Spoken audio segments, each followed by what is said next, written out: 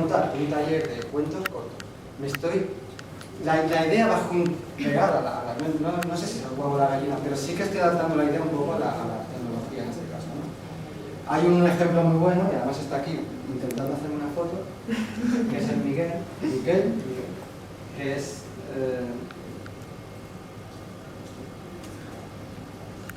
Edu Soinicis,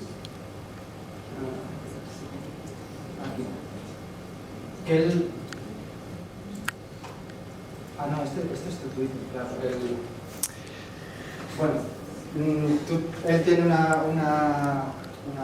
blog también en el que hace entrevistas a ilustradores profesionales y tal, y lo hace por Twitter.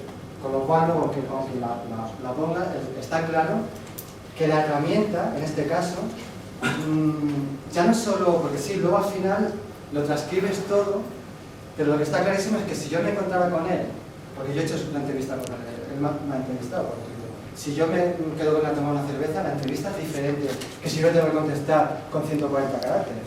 O sea, la manera de comunicarnos es diferente, con lo cual la idea, no sé si la salió antes, pero lo que está claro es que la idea se adapta un poco a la tecnología.